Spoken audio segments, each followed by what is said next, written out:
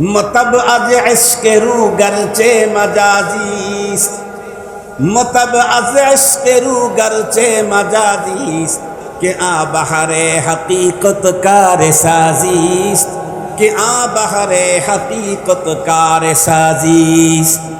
আল্লাহ পাকের ইসের কিতাবের মধ্যে তো আমরা পড়েছি, আলাইকুম বিদিওয়ানি শুআরাইল জাহিলিয়াহ ফাইন্না ফীহি মাআনি কিতাবিকুম ওয়া তাফাসিরি কালামিকুম।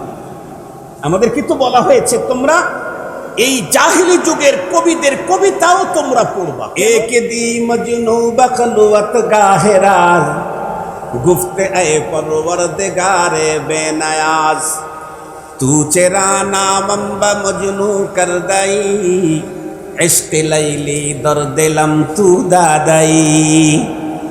মানুষ যখন খুব বেশি ব্যথায় ব্যথিত হয় তখন নবী রাসূলরাও আল্লাহ পাকের কাছে এই জাতীয় শব্দ বলে।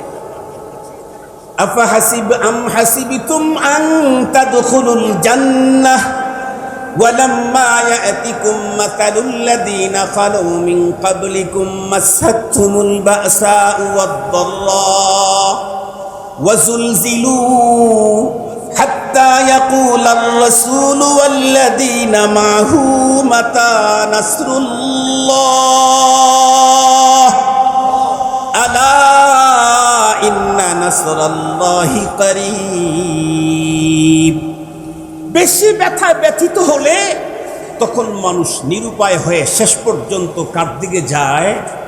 লা মালজা ওয়ালা মানজা মিনাল্লাহি ইল্লা ইলাইহি, লা মালজা ওয়ালা মানজা মিনাল্লাহি ইল্লা ইলাইহি। মুসলমান ভাইরা রে, আমার সর্বশেষ কথা বলি, এই পৃথিবীতে কোনো একজন মানুষ যদি চায় আমার অন্তরের ভিতরে রসুল প্রেম আছে কি নাই এটা আমি কেমনে বুঝবো? এটা বোঝার জন্য যদি কোনো মানুষ বন্ধুরা আমার চেষ্টা করতে চায়, তাহলে তাদের জন্য ছোট্ট একটা থার্মোমিটার আজকে আপনাদের হাতে দিয়ে যাই। দেখবেন এই পৃথিবীর যেই সমস্ত মানুষ তাদের জীবন চলার গতিতে বন্ধুরা আমার জীবন জীবিকার সব ক্ষেত্রে মুহাম্মদুর রাসূলুল্লাহ সাল্লাল্লাহু আলাইহি ওয়াসাল্লামের সাহাবায়ে কেরামদের অনুকরণ, তাদের মতো করে যেই লোকটা তার জীবনকে সাজাইতে পারলো, সাহাবায়ে কেরাম আল্লাহ রসুলের প্রেম আমাদের অন্তরে আছে কিনা এইটা চেক করার জন্য থার্মোমিটার হলেন সাহাবায়ে কেরাম। এই পৃথিবীতে রসুল প্রেম প্রদর্শন কিয়ামত পর্যন্ত যত মানুষ করবে, সাহাবীদের চাইতে আল্লাহ রসুলের প্রেম অধিক প্রদর্শন করবার মতো যোগ্যতা সম্পূর্ণ মানুষ কিয়ামত পর্যন্ত একটাও আসবে না, একটাও আসবে না। কিয়ামত পর্যন্ত হাজারো ওয়াইস কুরুনি জন্ম হবে, আবু বকর সিদ্দিকের জন্ম আর হবে না। কিয়ামতের আগে অনেক আব্দুল কাদের জিলানীর জন্ম হবে, কিন্তু হযরতে আলী রাদিয়াল্লাহু তাআলা আনহু পৃথিবীতে আর একজন আসবেন না। কিয়ামত পর্যন্ত জুনাইদ বাগদাদির বন্ধুরা আমার অনেক জন্ম হবে, কিন্তু এই পৃথিবীতে হযরতে আবু হুরায়রার মতো রসুল প্রেমিক আর জীবনে কোনোদিন দুনিয়াতে আসবে না। আমার অন্তরের ভিতরে রসুল প্রেম আছে না নাই? আমার জীবনকে সিদ্দিক আকবরের জীবনের সঙ্গে মিলায়া দেখি, আমার অন্তরের ভিতরে রসুল প্রেম আছে না নাই? আমার জীবনটাকে হযরতে ফারুক আজমের জীবনের সঙ্গে মিলায়া দেখি। সঙ্গত কারণেই বলতে চাই, আমি যদি আমার জীবনকে হযরতে সিদ্দিক আকবরের জীবনের সঙ্গে মিলাই, তাহলে দেখি সিদ্দিক আকবর সারা জীবন 2 ঈদ পালন করেছেন, 3 নাম্বারের ঈদের কোনো অপশন আবু বকর সিদ্দিকের জিন্দিগির মধ্যে নাই, ওমরে ফারুকের জিন্দিগির ভিতরে নাই, হযরত ওসমান হযরত আলীর জীবনে নাই। বন্ধুরা আমার, 1.5 লক্ষ সাহাবায়ে কেরাম নবীজি রেখেই গেছেন, কোনো একজন সাহাবীর জীবনে বন্ধুরা আমার 3 নাম্বারের কোনো ঈদ নাই, কোনো তাবেঈর জীবনের ভিতরে ঈদ নাই, 3 নাম্বারের ঈদ নাই, কোনো তাবির জীবনে 3 নাম্বারের ঈদ নাই। আমি যদি এতদিনে এসে রসুল প্রেম প্রমাণ করতে গিয়া 3 নাম্বারের প্রেম বন্ধুরা আমার ঈদ আবিষ্কার করি, তাহলে আর যাই হোক না কেন রসুল প্রেমে থার্মোমিটারে লাগাইলে আমি মিস করব আর ফেল। ইশকে আউয়াল দর দিলে মাশুকে পয়দা মিশাওয়াদ, ताना सूजद समय कै परवाना शैदा मी शवाद, जो जलाता है किसी को, जो जलाता है किसी को वो भी जलता है जरूर, शमा भी जल जाते हैं परवाना जल जाने के बाद। তো লাইলির অন্তরে তো কিছু একটা আছে। তো লাইলি তার কাজের ছেলেকে বলছে, এই তুই প্রত্যেক দিন সকালবেলা আমি দুধ গ্লাসের ভিতরে দেব, ওই আমার ওই পাগলটা ওই মাঠের ভিতরে রাস্তায় ওখানে লাইলি লাইলি করে বলে, ও না খেয়ে তো মরে যাবে, এটা দিবি আর বলবি এটা তোমার লাইলিয়ে পাঠাইছে। এই খবর দুষ্ট কিছু ছেলে পেলে জেনে ফেলছে, ওরা আগের থেকেই থাকে, ওই তালেই থাকে, কেমনে কে পাওয়া যায়। শেষ পর্যন্ত 1-2 জন রাস্তার ভিতরে খানিক দূরে যায়, বসে বসে ভাব নিছে লাইলি লাইলি করতেছে। এখন এই কাজের ছেলে তো আর চেনে না প্রকৃত মজনুকে আর প্রতারককে, তো যা গিয়া দেখে যে মজনু মজনু লাইলি লাইলি করতেছে, ভাবছে তো এটাই তো মজনু হবে, কারণ লাইলি ছাড়া কিছু বলে না, সেই তো মজনু। পরে বলতেছে, এই লাইলি লাইলি করতেছে, তোমার লাইলি তোমার জন্য গিফট পাঠাইছে। কি গিফট? একেবারে গরম দুধ, 1 নাম্বার পিওর, কোনো ভেজাল ছাড়া। কয় দাও, দুধটা পান করে ওখান থেকে চলে যায়, পরের দিন আবার ওই টাইমে আসে। 3-4 দিন পান করানোর পরে লাইলির চিন্তা করলো, কি রে, কার কাছে আমার দুধ পৌঁছায় আমার কাজের ছেলে, যদি আমার মজনু পাবে, আমার সম্পর্কে একটা মেসেজ আমাকে দিবে না, কথা বলবে না, এ তো আসলে আমার মজনুই না। এই জন্য পরীক্ষা করার জন্য বলছে, এই বেটা তুই কারে দেশ দুধ? কেন আমি অরিজিনাল মজনুকেই দেই। তুই অরিজিনাল তুই চেক করলি কেমনে? শুধুই আপনার নাম বলে। ভালো করে বুঝেন বলছি আমি, প্রেম বুকে হয় না মুখে হয়, এটা মনে রেখেন। প্রেম বুকে হয় না মুখে হয়, এস্ক বুকে হয় না মুখে হয়, এটা মনে রেখেন। ওই ভদ্রলোক যে যুবক ওখানে দাঁড়িয়ে আছে, ওর প্রেম বুকে না মুখে? মুখে। আজ লাইলি আজকে বলতেছে, আজকে গিয়ে তুই টেস্ট করবি, আমি যে সিস্টেম শিখিয়ে দেব, এটাতে যে পাশ করবে তারে দিবি, সেই প্রকৃত মজনু। কি আজকে শুধু দুধের পেয়ালা নিয়ে যাবি না, আরো 2টা পাত্র নিয়ে যাবি, একটা ছুরি নিয়ে যাবি আর একটা পাত্র নিয়ে যাবি। তারপরে বলে যে লাইলি লাইলি করতেছে ওকে গিয়া বলবি, দুধ পরে দেব, আগে তোমার রানের থেকে 1 টুকরো গোশত কেটে এই পাত্রের ভিতরে দাও, তোমার লাইলি তোমার গোশত খেতে ইচ্ছে করেছে। ঠিক আছে, যে কেটে দিবে তাকেই দিবি, কাটতে থাকলে ছুরিটা টান দিয়ে নিয়ে নিবি, সেই প্রকৃত মজনু। ঠিক আছে, তো গেছে। যাওয়ার পরে বলতেছে যে আজকে তোমাকে দুধ দিব, তার আগে তোমার লাইলি একটা জিনিস চেয়েছে। কি? গোশত একটু কেটে দিতে হবে। ও আস্তে করে উঠে বলে, আমি কি গোশত দেওয়ার মজনু, আমি দুধ খাওয়ার মজনু। ওই বেচারা বেয়াকুফ হয়ে গেল কাজের ছেলেটা, আরে আমি এতদিন কারে দুধ খাওয়াইলাম। পরে পিছনে গিয়া দেখে আর একটা এসছে, তারও জটিল পদ্ধতিতে। তার মানে ওর কয়েকদিন হয়ে বসে আছে, তো দুধও পায় নাই, ওর পদ্ধতিতে একটু জটিল হবেই। বলতেছে, তুমি কি আসল মজনু? কথা বলে না, তার মানে আরো জটিল। এই তুমি মজনু নাকি? তোমার লাইলি পাঠাইছে গিফট। হ্যাঁ আমি তো। তাই তুমি প্রথমে একটু গোশত কেটে দাও, তারপরে তোমাকে দুধ খাওয়াবো। বলে 4 দিন পর্যন্ত যে দুধ খাইলো সে একটু কাটলো না, আমি না খেয়েই কাটবো? তাহলে বোঝা গেল এও প্রতারক। কথা বলেন না কেন? এও কি প্রকৃত না প্রতারক? প্রতারক। এরপরে গিয়া দেখে একটার অবস্থা একদম বেহাল দশা। পরে গিয়া বলছে, বলার সাথে সাথে বলছে, দাও আমার লাইলি আমার শরীরের কোন জায়গার কতটুকুন গোশত খেতে চায়, দাও আমি কেটে দিচ্ছি। যখন বলছে দাও কেটে দিচ্ছি, ওই যুবক তখন বুঝতে পেরেছে এই হলো প্রকৃত মজনু। মুহতারাম হাজিরিন, প্রকৃত আশিকে রাসূল কারা? শুধু মুখে মুখে ইশকে রাসূল আর ব্যানার লাগাইলে প্রকৃত আশিকে রাসূল হওয়া যায় না, প্রতারক হওয়া যায়। আশিক রাসূলের প্রমাণ হয় কখন? রাসূলুল্লাহর খতমে নবুয়তের সংরক্ষণে জীবন দেওয়ার প্রশ্ন আসে যখন। প্রকৃত আশিক রাসূলের প্রমাণ হয় কখন? পয়গম্বরের ইজ্জত রক্ষার জন্য রাজপথে রক্ত ঢেলে দিতে হয় যখন, তখন প্রকৃত আশিক রাসূলের প্রমাণ হয়। আরো সহজ করে বুঝাইতে চাই আপনাদের, আমার ভাই যারা আছেন, বোন যারা আছেন, দূর থেকে শুনছেন, তাদেরকে আমি বলি, সত্যি করে বলেন, প্রেম কখনো মুখে হয় না, প্রেম হয় কোথায়? বুকে। আর বুকে যদি কারো বাসা বাঁধে, বাবা তাকে ঠেকায়া রাখতে পারে না, সমাজ তাকে ধরে রাখতে পারে না। কথা বলেন না কেন? সমাজ তাকে ধরে রাখতে পারে না। যা তার কুল তাকে তখন তারতম্য করে দেখাবার সুযোগ তখন তার থাকে না। হুব্বুসাইয়্যুমি ওয়া ইউসিম্মু, প্রেমের ধরনটাই হলো এমন, যে যাকে মুহাব্বত করে তাকে ছাড়া পৃথিবীর আর কিছুই দেখতে পায় না। প্রেমের ধরনটাই হলো এমন, হুব্বুসাইয়্যুমি ওয়া ইউসিম্মু। সঙ্গত কারণেই আমাদেরকে মৌলবাদ বললেও আমাদের কানের ভিতরে ঢোকে না, আমাদেরকে জঙ্গিবাদ বললেও আমাদের কানের ভিতরে ঢোকে না, আমাদেরকে মোল্লাতন্ত্রের ঝামেলা বললেও আমাদের কানের ভিতরে ঢোকে না। কেন? আমরা যে প্রেমে পড়েছি মুহাম্মাদুর রাসূলুল্লাহ।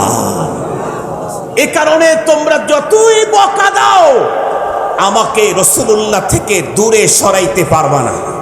আমাকে যতই আঘাত করো, রাসূল থেকে আমাকে দূরে সরাইতে পারবা না। আমার দাড়ি দেখে তুমি যতই তিরস্কার করো, এটা আমার কানের ভিতরে ঢোকেই না। আমার টুপি দেখে তুমি যতই তিরস্কার করো, এটা আমার চোখে পড়েই না। আমার নবীর সুন্নত আদায় করতে গিয়ে আমার লুঙ্গি, পায়জামা, প্যান্ট উপরে পরা দেখে তুমি যতই উপহাস করো, এটা আমার মাথার ভিতরে ঢোকেই না। আমি খাবারের প্লেট চেটে খেতে গেলে তুমি যতই আমাকে আনসোসাল বলো, তোমার আনসোসালের শব্দ আমার অন্তর পর্যন্ত যায় না। কেন? আমরা যে প্রেমে পড়ছি একজনের, উনি কে? রাসূলুল্লাহ। জোরে বলেন, উনি কে? সাইয়েদনা হযরতে ফারুক আযম রাদিয়াল্লাহু তাআলা আনহু রাসূল করিম সাল্লাল্লাহু আলাইহি ওয়াসাল্লামকে একবার বলতেছিলেন, ওগো আল্লাহর হাবিব, পৃথিবীর সব কিছুর চাইতে আপনাকে আমার কাছে অনেক প্রিয়, অনেক বেশি মোহাব্বত লাগে, কিন্তু আমার নিজের চাইতে বেশি লাগে না। বিশ্বনবীজি বললেন, তাহলে তো এখনো তো তুমি পরিপূর্ণ মুমিন হতে পারো নাই, আমার এখনো হয় নাই। হযরতে ওমর ফারুক রাদিয়াল্লাহু তাআলা আনহুর সাথে সাথে আল্লাহ তাআলা তার অন্তরে তার নিজের জীবনের চাইতেও রাসূল প্রেম অধিক ঢুকায় দিলেন। উনি আবার বললেন, এখন আমার কাছে আমার জীবনের চাইতেও আপনার মুহাব্বত আমার অন্তরে বেশি। সুবহানাল্লাহ। এটা কি শুধু হযরত ওমর ফারুক রাদিয়াল্লাহু তাআলা আনহু একাই দেখাইছেন? সমস্ত সাহাবায়ে কেরামের একই কন্ডিশন ছিল, নিজের জীবনের চাইতেও রাসূল করিম সাল্লাল্লাহু আলাইহি ওয়াসাল্লামকে অধিক মুহাব্বত করেছেন। শুধু সাহাবীদের যুগেই নিজের জীবনের চাইতে রাসূলকে বেশি মুহাব্বত করার লোক ছিল না, আজকের পৃথিবীতেও নিজের জীবনের চাইতে রাসূলকে বেশি ভালোবাসা দেওয়ার লোক হাজার হাজার লাখ লাখ আছে। বিগত সময়ে শাপলা চত্বরে তার প্রমাণ হয়েছে। শাপলায় যারা গিয়েছিল, কেউ কোনো হুজুরের মুহাব্বতে যায় নাই, শ্বশুর বাড়ির দাওয়াতেও যায় নাই। শাপলায় যারা গিয়েছিল, শুধুমাত্র কেবলমাত্র রাসূল প্রেম আর ভালোবাসার কারণেই গিয়েছিল। শাপলায় যাইতে যারা পথের ভিতরে শহীদ হয়েছেন, নিজের জীবন দিয়েছেন শুধুই পয়গম্বরের কারণে, তারা হলো মুমিনে কামিল। ওনারা কি বলেন? মুমিনে কামিল। আর মুমিনে কামিল যদি কেউ হয়, রব্বুল আলামিন তাদের জন্য কোরআনে হাকিমে অফার দিয়েছেন, ইন্নাল্লাযীনা আমানু ওয়া আমিলুস সালিহাত কানাত লাহুম জান্নাতুল ফিরদাউসি নুজুলা খালিদিনা ফিহা লা ইয়াবগুনা আনহা হিওয়ালা। কেউ যদি মুমিনে কামেল হয়, রব্বুল আলামিন বলেন আমি তো মরণের পরে ওকে মেহমানদারি করাবো তো জান্নাতুল ফিরদাউসে। সুবহানাল্লাহ ওয়া বিহামদিহি সুবহানাল্লাহিল আযীম। নরমাল জান্নাতে তার মেহমানদারি হবে না, তার মেহমানদারি হবে জান্নাতুল ফিরদাউসে। এখন কারো জিজ্ঞাসা আসতে পারে, হুজুর জান্নাতুল ফিরদাউসে মেহমানদারি হবে মুমিনে কামিলের কতদিন? আল্লাহ বলেন খালিদিন। আল্লাহ কি বললেন? একটু জোরে বলেন না কেন? আল্লাহ কি বললেন? আমরা যদি জিজ্ঞেস করি আল্লাহ জান্নাতুল ফিরদাউসে আমাদেরকে মেহমানদারি করবেন কতদিন? আল্লাহ বলেন খালিদিন। শুধু খালিদিন বললেন, আবার শেষে বলছেন ফিহি আবাদা, চিরকালের জন্য তোমাকে এখানেই মেহমান হিসাবেই রাখা হবে। জীবনে তোমাকে কোনো কাজ করে খেতে হবে না, তুমি মেহমান। আর ওই জীবন তো এমন, লা ইয়ামুতু ফিহা ওয়ালা ইয়াহইয়া, আর জীবনে কোনোদিন মরণ কাউকে টাচ করতেও পারবে না। মরণ তো দূরের কথা, কোনো দুঃখ, কোনো বেদনা, কোনো ক্লান্তি, কোনো শঙ্কা, কোনো ভীতি জীবনে কোনোদিন সেখানে ঢোকার পারমিশনই নাই। মুহতারাম হাজিরিন, তাহলে আমি দুইটা কথা আপনাদের খেদমতে পেশ করতে চাচ্ছিলাম। একটা হলো রসুল প্রেম, নবীর ইশক আমার অন্তরের কতটুকুন প্রয়োজন বলেছি। প্রত্যেকটি মুমিনের জন্য রসুল প্রেম অবধারিত। যে বলবে আমি মুমিন, তার অন্তরে রসুল প্রেম থাকতে হবে। যার অন্তরে রসুল প্রেম নাই, সে নিজেকে মুমিন বলার কোনো অধিকার নাই। এখন সেই প্রেমটা কতটুকুন থাকতে হবে? হুজুরদের একটু বেশি থাকতে হবে, আর পাবলিকের একটু কম থাকতে হবে। এতক্ষণ আলোচনায় তাই তো বুঝলেন। রাসূল সাল্লাল্লাহু আলাইহি ওয়াসাল্লামের খতমে নবুয়ত, মহানবীজির মহান মর্যাদার আসন, এটাকে সংরক্ষণের জন্যে শুধু ওলামা আর তোলাবাদেরকেই রাজপথে নামতে হবে, সাহারাওয়ার্দী উদ্যানে যেতে হবে, অথবা জীবন দিতে হবে। আর সাধারণ লোকেরা হুজুরদেরকে পানি খাওয়াইলেই চলবে। কোরআন আর হাদিস থেকে এটাই তো বুঝলেন। আর একটু জোরে বলেন, কোরআন হাদিস থেকে কি বুঝলেন? বেশি তো বলি নাই, কোরআনের এক জায়গা থেকে বলেছি, নবীজির হাদিসের একটা মাত্র বলেছি। বেশি বললে তো এলোমেলো হয়ে যেতে পারে, মাত্র দুইটা বললাম। কি বোঝা গেল?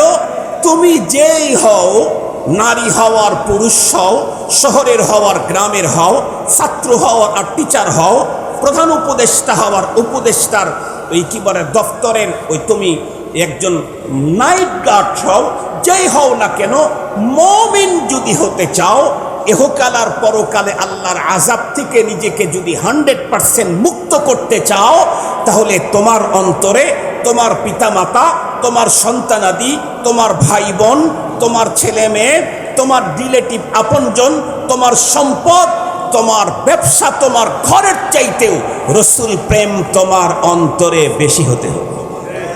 এখন আসেন, তাহলে আমি আমাকে যদি মুমিন প্রমাণ করতে চাই, মহানবী সাল্লাল্লাহু আলাইহি ওয়াসাল্লামের খতমে নবুয়তের গুরুত্বপূর্ণ বিষয় সামনে রেখে আগামী নভেম্বরের 15 তারিখ সাহারাওয়ার্দী উদ্যানে আবার মহাসমাবেশের ডাক দেওয়া হয়েছে।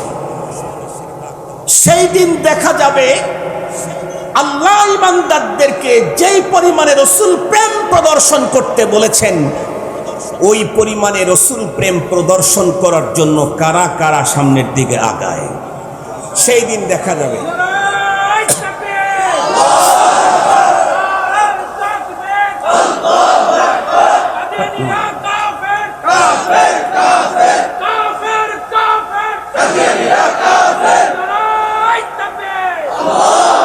মুহতারাম হাজিরিন, সময় যেহেতু খুব বেশি না, আমি আমার কথাটা আপনাদেরকে বুঝাইতে পারলেই আমি সফল, সাকসেস। আমার বয়ানে অনেক বেশি তকবীর আমি চাই না, এটা আমি চাই না। আমি কি চাই? তকবীর হলো আলহামদুলিল্লাহ, না যদি হয় তাও আলহামদুলিল্লাহ। তবে দ্বীনের একটা সাবজেক্ট যেন প্রত্যেকের হৃদয়ের ভিতরে ঢুকে যায়, এটা যদি হয় তাহলে ফুস্তু রব্বিল কাবা। তাহলে আমি মনে করি আমার বয়ান সফল, আমার আশা সফল, আমার কষ্ট করা সফল। এজন্য আমি খুব বেশি জোর আওয়াজে ওয়াজ করি না, আস্তে আস্তে কথা বলতে চাই, যাতে করে আপনার দিলের ভিতরে এটা বসে। এবং এটা পয়গম্বর সাল্লাল্লাহু আলাইহি ওয়াসাল্লামের বয়ানের তরিকাও। অনেক জোরে আওয়াজে ওয়াজ করাও পয়গম্বরের তরিকা, অনেক জোরে ওয়াজ করা। আমি ওইটাকে অবলম্বন করি। খুব ভালো করে বুঝবেন, এতক্ষণ পর্যন্ত আলোচনায় বুঝলাম রসুল প্রেম ছাড়া কেউ মুমিন হতেই পারে না। আর রসুল প্রেম কোন লেভেলের লাগবে সেটাও আমরা জেনে ফেলেছি। পৃথিবীর সব কিছুর চাইতে, এমনকি আমার নিজের জীবনের চাইতেও রসুলুল্লাহকে বেশি ভালোবাসতে হবে। আলহামদুলিল্লাহ, আমাদের দেশের মানুষ আমরা প্রত্যেকে কথায় বড় এক্সপার্ট। বর্তমান সময়ের মানুষ লাসান, কথায় এক্সপার্ট, কাজে আমরা এক্সপার্ট না। খায়রুল কুরুনের মানুষগুলি ফাআল ছিলেন, কাজে এক্সপার্ট ছিলেন, কথা কম বলতেন।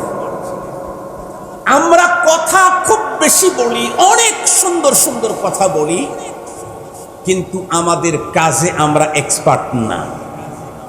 আমার এদেশের যত ধরনের মুসলমান আছে, ইহাবি, ওয়াহাবি, হানাফি, সালাফি, তারপরে কি আছে আরো অনেক আছে, ওটা সব নাম বললে আবার অনেকের মনে কষ্ট লাগবে। সব ধরনের মুমিন নারী পুরুষ আমরা দাবি করি আমি রসুলের আশিক। বিশেষ করে রবিউল আউয়াল মাস আসলে তো রসুলুল্লাহর ইশকের আগুন লেগে যায়। সারা বছরে যদি রসুলুল্লাহর ইশক যদি একটু থেমেও থাকে, কিন্তু রবিউল আউয়াল মাস আসলে বাংলাদেশের অনেক জায়গাতে রসুল প্রেমে আগুন লাগে না, লাগে না? আগুন লেগে যায়। র্যালি হয়, খাওয়া হয়, আরো অনেক কিছু হয়, ফুল ছিটানো হয়, অনেক কিছু হয়। আমি ওইটা নিয়েও কথা বলতে চাচ্ছি না আজকে, কারণ আমার সাবজেক্ট তো ওইটা না, আমি ওইটা যাবো কেন? তো সবাই একটা কথায় দাবিতে আমরা খুব এক্সপার্ট, আমি রসুল প্রেমিক, আমি রসুল প্রেমিক, আমি আশিক রসুল। যেই লোকটা তার টোটাল শরীরটাকে নবীজির সুন্নত দিয়ে সাজিয়েছে, উনি তার কর্মের মাধ্যমে ইশকে রসুলের দাবি করেন। যেই মানুষগুলি টোটাল বডিটাকে সুন্নত দিয়ে সাজাইতে পারে নাই, সে তার আওয়াজ দিয়ে রসুল প্রেমের দাবি করে। আর এটাই দুনিয়ার চিরাচরিত সিস্টেম। চিরাচরিত সিস্টেম কি আপনাদেরকে সহজে বুঝবার জন্য একটা মিসাল দিলে ভালো বুঝবেন। আপনাদের টাউন হলের আশেপাশে ছোটখাটো দোকান দেখবেন, এবং বড় অনেক বড় বড় মহাজনদের গোডাউন বা দোকান দেখবেন।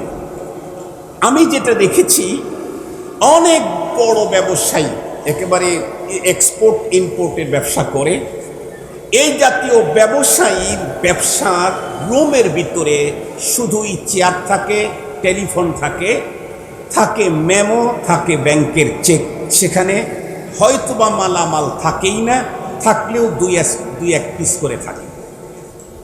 কিন্তু যেই দোকানটা যেমন পান, বিড়ি, সিগারেট, পটেটো চিপস, এই দোকান দেখবেন, দোকানের ভিতরের কন্ডিশন কি আল্লাহ জানে, এত মাল ভিতরে রাখার জায়গাই নাই। আপনি যদি পান একটা কিনে একটু চুন নেওয়ার জন্য আগান, তাহলে দেখবেন এত মাল একটা নাকের সাথে, একটা চোখের সাথে, একটা কানের সাথে, একটা গালের সাথে লেগে বাইরে মানে বাড়ি খাচ্ছে। দেখেন না আপনারা, খুব মাল। তার মানে আপনি চুন নিতে যাবেন, একটা চোখের সাথে লাগছে, একটা কানের সাথে, একটা গালের সাথে, একটা মুখের সাথে লাগছে, এত মাল।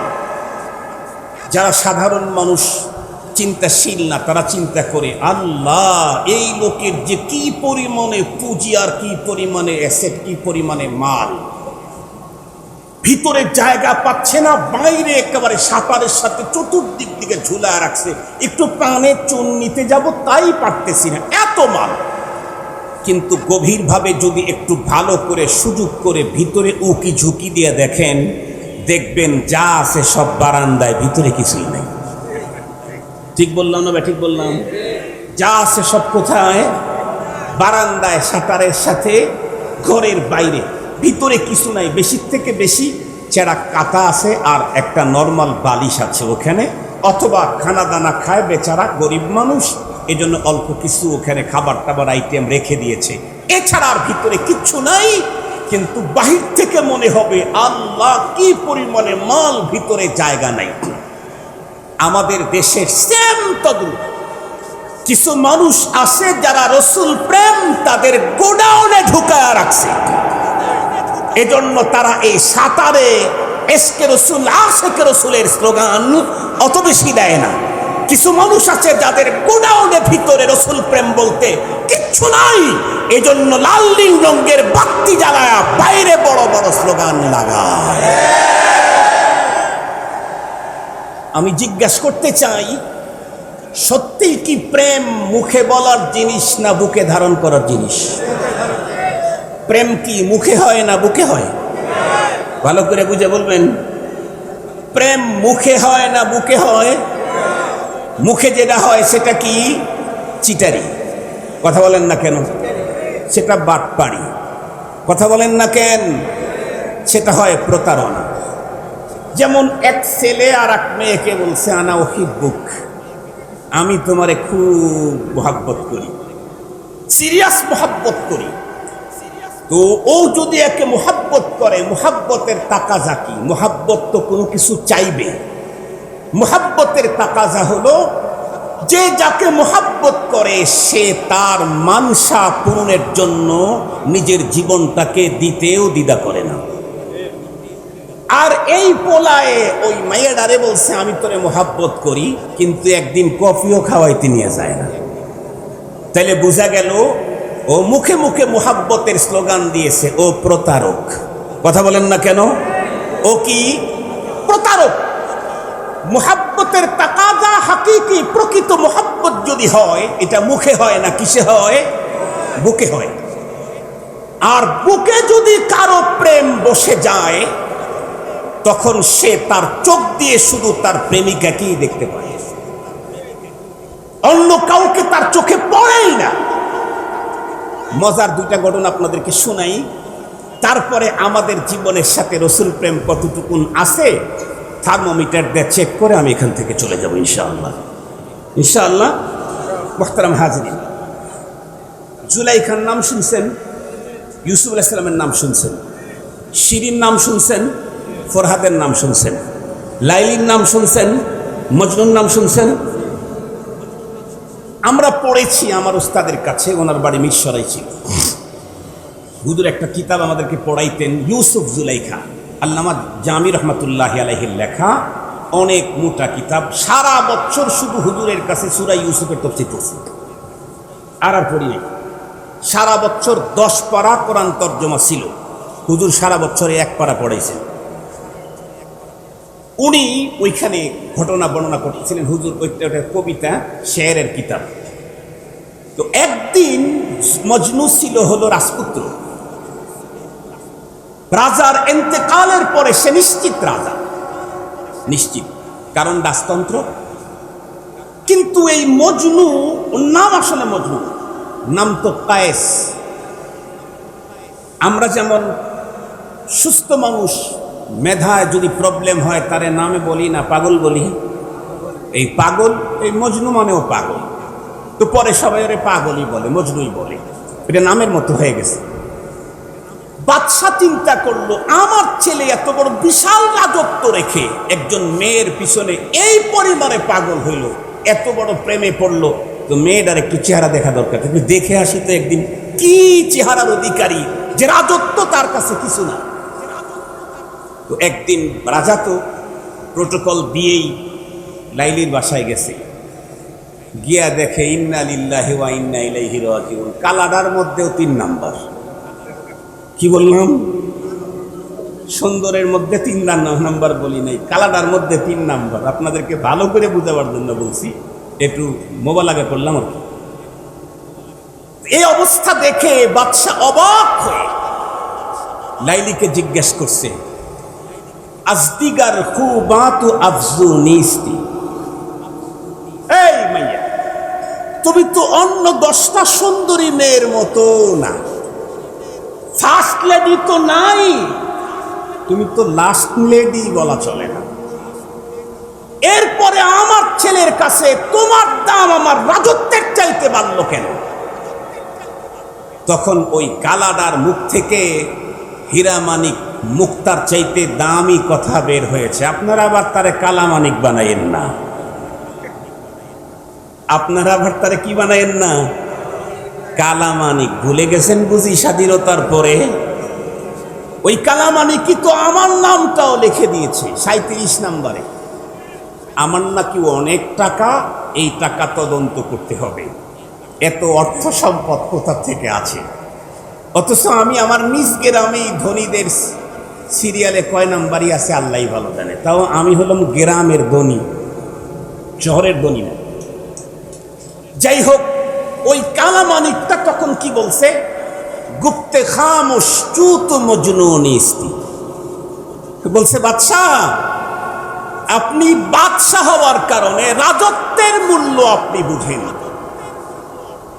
রাষ্ট্রের মূল্য আপনি বুঝেন। আপনি চুপ করেন। আমার মূল্য বুঝতে চাইলে রাজা হলে হবে না, মজনু হতে হবে। আমার মূল্য বুঝতে চাইলে কি হতে হবে? গুপ্তে খামোশ চুত মজনুনিস্তি। এরপরে কি বলছেন? दीदाए मजनू अगर बूदे तोरा, दीदाए मजनू अगर बूदे तोरा, हर दो आलम बेखबर बूदे तोरा।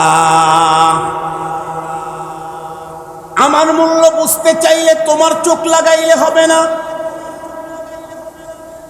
ও রাষ্ট্রের অধিনায়ক, আমি লাইলির মূল্য যদি তুমি বুঝতে চাও তাহলে তোমার চোখ দুইটা খুইলা মজনুর চোখ লাগাও। মজনুর চোখ যখন লাগাবে তখন দেখবে তোমার ছোট্ট রাজত্ব কেন, তামাম দুনিয়ার সমস্ত রাজত্ব এক জায়গায় করলেও আমি লাইলি সমান হব না। পৃথিবীর আশিক রাসূলদেরকে বলতে চাই, তুমি তোমার ওই চোখ দিয়া পয়গম্বরের দিকে তাকাইলা, জিন্দেগিতেও কোনোদিন তুমি প্রকৃত আশিক হতে পারবা না। পয়গম্বরের আশিক হতে চাইলে সাহাবী মার্কা চোখ তোমার চোখের মধ্যে লাগানো ছাড়া গতি না। সিদ্দিকী চোখ লাগাও, ফারুকী চোখ লাগাও, হযরত উসমান হযরত আলী মার্কা চোখ লাগাও।